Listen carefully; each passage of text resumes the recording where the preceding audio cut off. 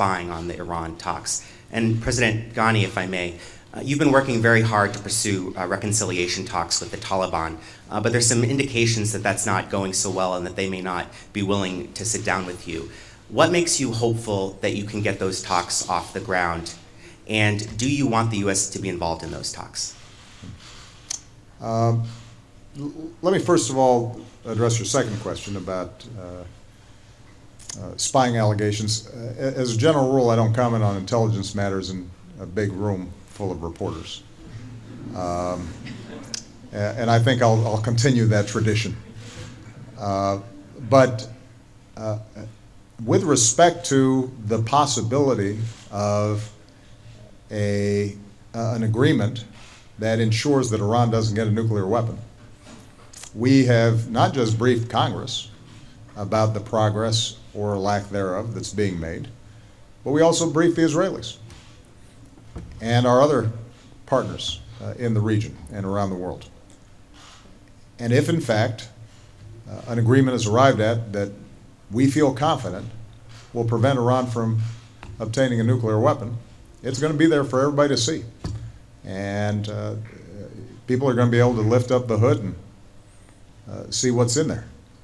So, you know, I have confidence that if there's an agreement, it's going to be a good agreement that's good for American security and Israeli security and the region's security.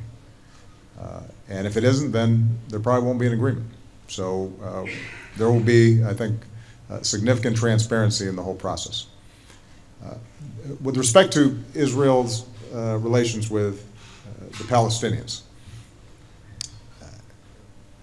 I think it's important to understand that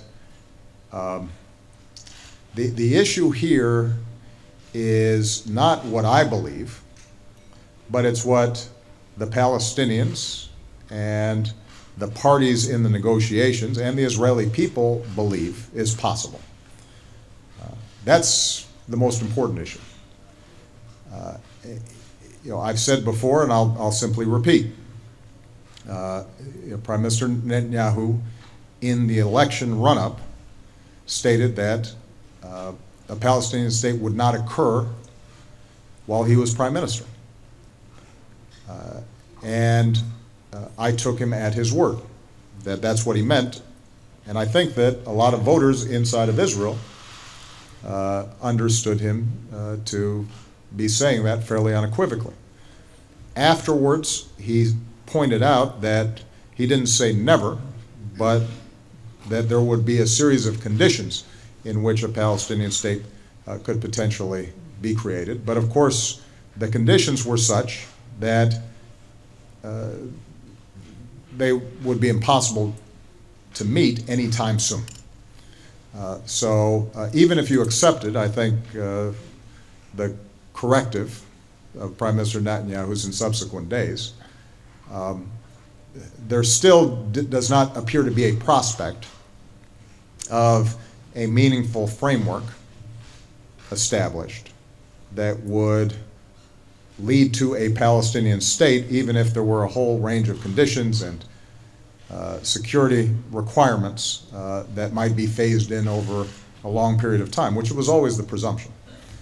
I don't think anybody ever envisioned in any peace agreement, certainly not one that Prime Minister Netanyahu would agree to, or that the Israeli people would agree to, that overnight you suddenly have a Palestinian state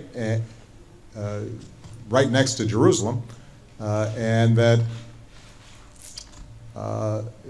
Israel would not have a whole range of security conditions that had to be met, and that it would be phased in over a long period of time. So the issue has never been, do you create a Palestinian state overnight? The question is, do you create a process and a framework that gives the Palestinians hope, the possibility that down the road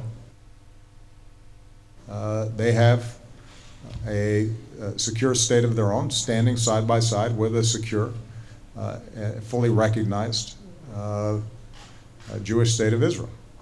And I think it's not just my estimation. I think it is hard to envision how that happens. based on the Prime Minister's statements. And so when I said that we have to now do an evaluation of where we are, it's not in reference to our commitment to Israel's military edge in the region, Israel's security, our intelligence cooperation, our military cooperation. That continues unabated. And I will continue to do whatever I need to do to make sure that our friends in Israel are safe. That's what I've done since I've been president. And that's not going to stop. And so the Israeli people need to know that. But I am required to evaluate honestly how we manage Israeli-Palestinian relations over the next several years. Because up until this point, the premise has been, both under Republican and Democratic administrations, that as difficult as it was, as challenging as it was, the possibility of two states living side by side in peace and security could marginalize more extreme elements, bring together folks at the center and with some common sense, and we could resolve what has been a vexing issue and one that is ultimately a threat to Israel as well. And that possibility seems very dim. That may trigger then reactions by the Palestinians that in turn elicit counter reactions by the Israelis.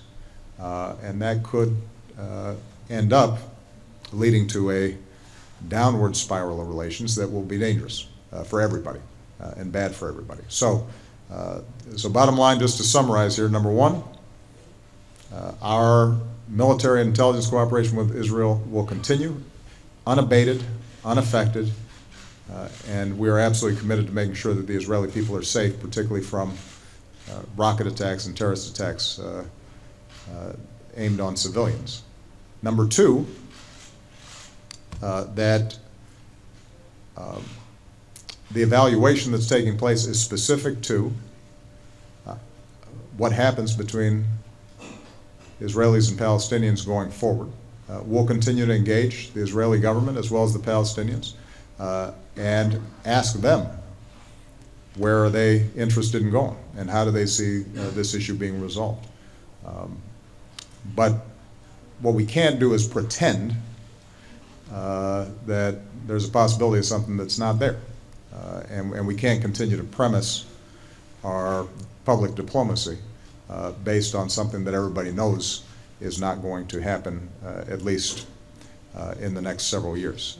That is something that we have to, for the sake of our own credibility, I think we have to be able to be honest about that. And I guess one last point about this, because obviously I've heard a lot of the commentary. Thank you.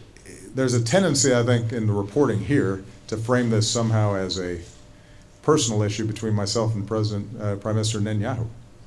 And I understand why that's done, because when you frame it in those terms, the notion is, well, if